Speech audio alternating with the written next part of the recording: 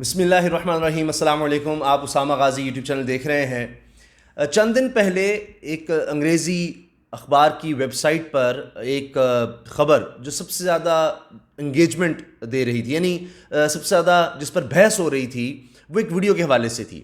और ये थी कि इमरान खान साहब के हवाले से एक पेशगोई कह लें, एक उम्मीद कह लें, जो कि कासिम शाह, आप देख सकते हैं इन्होंने क्या पैगाम दिया, क्या कहा इमरान खान साहब के हवाले से कि किस तरह कुदरत की तरफ से ऐसा होता है कि इमरान खान से काम ले लिया जाता है, या वो जो सोचते हैं उस पर इतनी मेहनत करते हैं कि फिर कुदरत उनका साथ देती है। तो इन्होंने फिर हवाला दिया वर्ल्ड कप की और सब उसके बाद की उनकी स्ट्रगल का। तो वो मैं आपको कुछ हिस्सा उसका दिखाता हूँ। और फिर ये वीडियो है जिस पर बहुत ज़्यादा बहस हुई कि क्या इमरान खान वाकई जो अल्फ़ा ब्रावो चार्ली बहुत मशहूर ड्रामा पाकिस्तान की तारीख़ के सबसे ज़्यादा हिट ड्रामे में शामिल है और सबसे ज़्यादा रेटिंग लेने वाले ड्रामों में शामिल है अल्फ़ा ब्रावो चार्ली।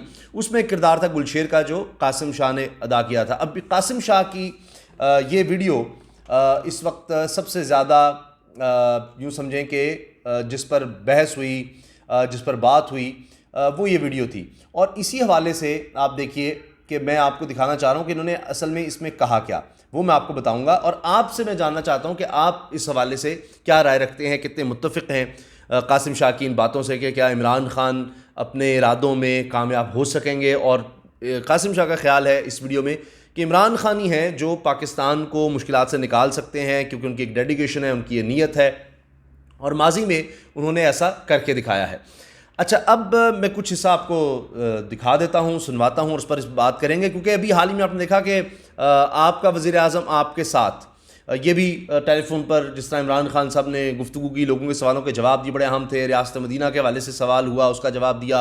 और फिर किस तरह सियाहत को वो फ़रोग़ देना चाहते हैं, महंगाई के हवाले से क्या बात है, तो वो ओपन क्वेश्चंस हुए और वो सब देखे गए। बहरहाल अपोजिशन चूँकि इमरान खान से नफरत करती है तो वो उन्होंने उसको अपने अंदाज से लिया, बहुत ज़्यादा इस पर तनकीद हुई, तो मिक्स रिएक्शन था। इसी तरह से मैं चाह रहा हूँ कि इस वीडियो के हवाले से आप बताएं। अब ये क्या हवाला दे रहे हैं, ज़रा सुन लीजिए। वर्ल्ड कप में हारने के बाद उसने कहा कि मैंने क्रिकेट छोड़ दी, मगर उसमें यह पता लग गया कि क्रिकेट और हॉस्पिटल के साथ चलेंगे, मगर क्रिकेट का हॉस्पिटल नहीं बन सकता। और उसने उसी डेडिकेशन के साथ हॉस्पिटल को साथ में रख के क्रिकेट के लिए फिर शुरू की। वर्ल्ड कप के नज़दीक पहुंच गया, उसको पता लग गया कि अगर वर्ल्ड कप जीत लेता हूँ तो अस्पताल बन सकता है। यानी इसमें ये बता रहे हैं कि इमरान खान साहब 1987 में रिटायरमेंट ले चुके थे और क्रिकेट से, और उसके बाद फिर दोबारा आते हैं और क्रिकेट में रिटायरमेंट वापस लेते हैं। तो उसकी वजह ये थी कि वो शौकत खानम हॉस्पिटल बनाना चाहते थे अपनी वालदा की याद में जो कैंसर से इंतकाल कर गई थी।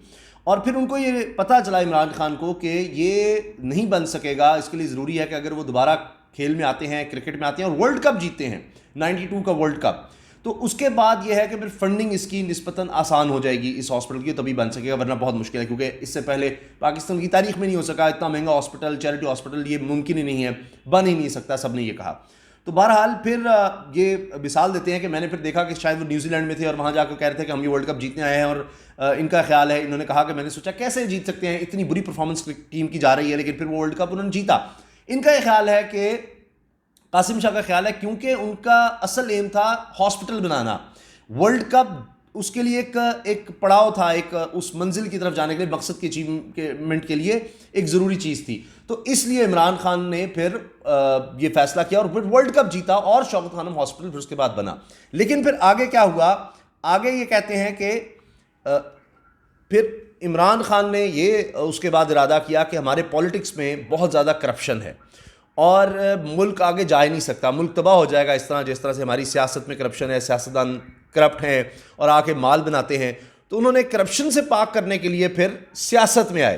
तो ये कहते हैं कासिम शाह साहब, क्योंकि उनका मकसद था कि करप्शन से मुल्क को पाक करना है, मुल्क को आगे लेकर जाना है, ये जो तबाही की तरफ मुल्क चला गया है इससे बचाना है। तो फिर वो आए थे इस मकसद के लिए कि सियासत को ठीक किया जाए, करप्शन से मुल्क को निजात दिलाई जाए। तो उसके लिए वज़ीर आज़म बनना था या उसके लिए सियासत में आना था और उसके लिए ओहदा ज़रूरी था। तो मेन मकसद वो है कि करप्शन का खात्मा किया जाए। और इसीलिए उनका ख्याल है कि पनामा होता है, जो पार्टियां हैं उनको लोग आजमाते हैं, उनसे खुश नहीं होते, फिर वो स्ट्रगल यानी कोई 25-26 साल की, फिर आखिरकार वो वज़ीर आज़म बन जाते हैं। तो इसलिए वो कहते हैं कि so honest, so dedicated कि the nature conspired. देखिए जी, नेचर कॉन्स्पायर्ड, तो इतने डेडिकेटेड थे, इतने नीयत के बनावा आ गया, कभी साथ थे शादी कि हो उन्होंने गई, कहा कि मैंने वज़ीर आज़म बनूंगा तो ये सब बड़े कुछ हो घोड़े थे सकता वो है। सारे रह गए and finally he was on that chair. अब उसके बाद देखिए क्या हो गया, उसके बाद जब पाकिस्तान को फाइनेंसिस की जरूरत पड़ती है then nature will conspire for you. देखिए, वो ये कह रहे हैं कि इस तरह से फिर इमरान खान ऊपर आते चले गए और वज़ीर आज़म बने। तो अब भी मुश्किलात हैं और ये समझते हैं कि इमरान खान ही वह शख्सियत हैं जो इन मुश्किलात से मुल्क को निकाल सकती हैं, क्योंकि वो उनकी डेडिकेशन इस तरह से होती है। और आप चाहे जितना मर्जी मजाक उड़ा लें या कहें कि जी इमरान खान कुछ नहीं कर सकेगा, ये हो रहा है, वो हो रहा है, महंगाई है, बेरोज़गारी है, परेशानी है, वबा है, ये सब कुछ, लेकिन उनकी डेडिकेशन है और माजी में वो कर चुके हैं। उनकी नीयत जो है वो इस तरह की है, या ये उनका एक एम इस तरह का है, मकसद इस तरह का है कि उसके लिए वो काम करेंगे। अब इस पर आप क्या राय रखते हैं, आप भी ज़रूर बताएं। अब इन्हीं बातों को बुनियाद बनाकर मुझे याद आ रहा है रमीज़ राजा साहब ने, जो साबिक पाकिस्तान के बड़े मायनाज टेस्ट क्रिकेटर हैं, कंपेयर भी हैं, कमेंट्री भी करते हैं, तो उन्होंने भी एक इंटरव्यू में कहा था सोशल मीडिया पर कि इमरान खान साहब, हम सब कहते थे कि ये हम कैसे जीतेंगे, वो कहते थे वर्ल्ड कप हम जीतेंगे। तो रमीज़ राजा ने कहा कि आप इस बंदे को कुछ नहीं कर सकते, आप इसको जितना मर्जी बुरा भला कह लें, जितना मर्जी मायूस कर लें, मायूसी फैला दें, इसके बारे में जो भी कर लें, ये इतना पक्का इरादा करते हैं कि वो फिर ये दुआ भी करते हैं जिस तरह कासिम शाह के इंशाल्लाह इमरान खान को अल्लाह ताला कामयाब करे, हमारी दुआ है। तो रमीज़ साहब जी कहते हैं कि वो इमरान खान नाकाम हो ही नहीं सकते, वो इंशाल्लाह इसलिए कामयाब होंगे कि वो इतनी डेडिकेशन और इतनी मेहनत के साथ करते हैं।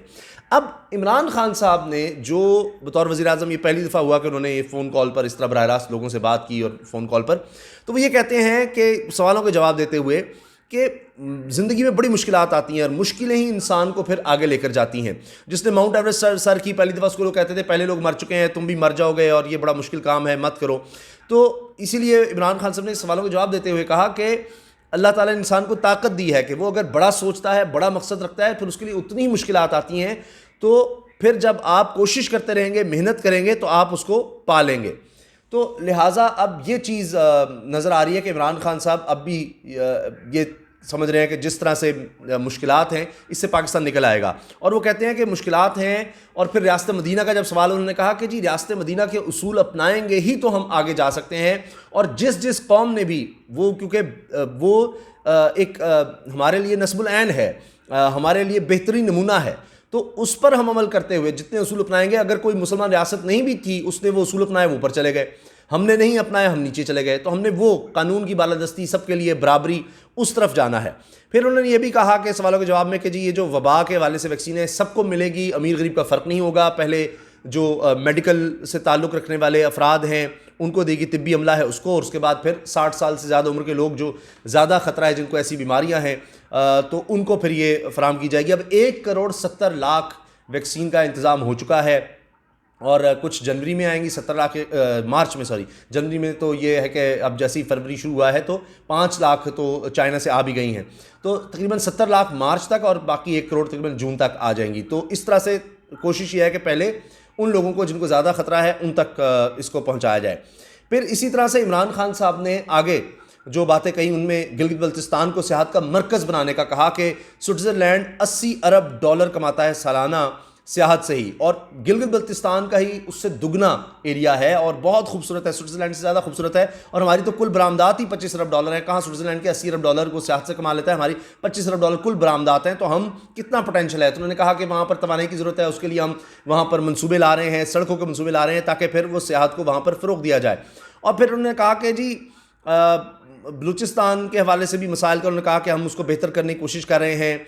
फिर महंगाई के हवाले से सवाल, उन्होंने कहा जी मेन मसला ये है कि डॉलर जब गिरता है तो महंगाई बढ़ती है, यानी डॉलर के मुकाबले में जब रुपया गिरता है तो फिर महंगाई होती चली जाती है। तो इसलिए अब हमें ज़रूरत इस चीज़ की है कि हम यानी महंगाई को कंट्रोल करने के लिए हमें ये होगा कि हम डॉलर की कदर जो है वो ना बढ़ने दें।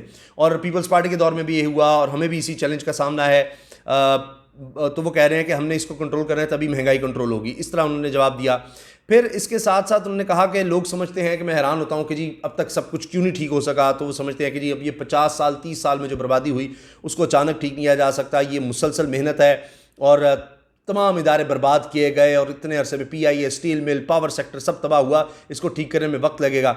और ये कि 400 अरब रुपये का कर्जा तो सिर्फ PIA पर है और उस पर सूद भी देना पड़ता है। शेख अजमत सईद को इसलिए लाए कि उनको इन चीज़ों की समझ है, वो नैब में भी रहे हैं, प्रोसिक्यूटर रहे हैं, उनको सब पता है किस तरह NRO हुआ, क्या क्या हुआ, ये ब्रॉडशीट का मामला हो चाहे सरे महल हो, हमने कहा कि वो सब देखें, तो इसलिए उनको हम लेकर आए हैं। अब स्ट्रगल के हवाले से जिस तरह इसमें बात हुई, तो अब देख रहे हैं कि FBR में भी पाकिस्तान की तारीख में हम देख रहे हैं कि बेहतरी आ रही है, बरामदात में भी आ रही है, टैक्स कलेक्शन में बेहतरी आ रही है। तो ये कुछ चीज़ें हैं हौसला अफजा। लेकिन इमरान खान साहब की एक बात वो कहते हैं कि हमें पूरी कौम को मेहनत करनी पड़ेगी और हिम्मत नहीं हारनी चाहिए और मेहनत जारी रखनी चाहिए। हमने सबसे ज़्यादा मुश्किलात और आजमाइशों का सामना किया है और मुझे ज़्यादा कामयाबियाँ मिली हैं। और जब अल्लाह ने इंसान को अशरफ मखलूक़ात बनाया और अल्लाह ख़ुद फरमाता है कि इंसान को वो ताकत दी जो फरिश्तों को भी नहीं दी, तो आज दुनिया में सबसे जिसने भी बड़ा काम किया है, इसको दुनिया ने यही कहा कि ये हो ही नहीं सकता। तो फिर वो कहते हैं कि हमारे पास और कोई रास्ता नहीं है, हमने मदीना की रियासत के उसूलों पर चलते हुए एक अजीम कौम बनना है और बनेंगे, दूसरा कोई रास्ता ही नहीं है। तो इसलिए उनको बड़ा यकीन है कि अब उन्होंने जो स्टेटमेंट हाईलाइट भी हुई अखबारात में कि इमरान खान ने कहा है कि एक अजीम कौम, पाकिस्तानी कौम एक अजीम कौम बनेगी, उनको ये नज़र आ रहा है। और अब वो समझते हैं कि इंशाल्लाह आने वाले वक्त में हालात बेहतर होने वाले हैं। तो आप क्या समझते हैं कि इमरान खान साहब की पेशगोई के पाकिस्तानी एक अजीम कौम बनेंगे, ये मुश्किलात का दौर ख़त्म होने वाला है, मज़ीद कुछ सब्र करना होगा? और ये जो कासिम शाह साहब गुलशेर जो करैक्टर था वो बड़ा मशहूर हुआ, वो जो प्रेडिक्शन कर रहे हैं कि इमरान खान साहब ही हैं जो मुश्किलात से निकाल सकते हैं और इंशाल्लाह कामयाब होंगे, आप इसे कितना मुत्तफ़िक़ हैं? क्योंकि सोशल मीडिया पर मैंने देखा कि इसमें बहुत ज़्यादा लोग इस पर बहस कर रहे थे। आपकी राय क्या है? अपनी राय का कमेंट्स में इज़हार ज़रूर कीजिए। मैं उस पर देखूंगा कि ज़्यादा कमेंट्स किस तरफ आते हैं, ताकि उससे मेरी भी रहनुमाई हो और उसको हम बता सकें। मैं कोशिश करूँगा अगली वीडियोज़ में उसका हवाला भी दे सकें कि जी इस वीडियो पर ये कमेंट्स सबसे ज़्यादा आए थे कि क्या आप इमरान खान को समझते हैं मुश्किलात से निकाल सकते हैं या नहीं। इमरान खान साहब ये सिर्फ दावे कर रहे हैं और वो ऐसा नहीं कर सकेंगे, और आप कासिम शाह से मुत्तफ़िक़ नहीं हैं। इजाज़त दीजिए। अल्लाह हाफ़िज़। पाकिस्तान ज़िंदाबाद।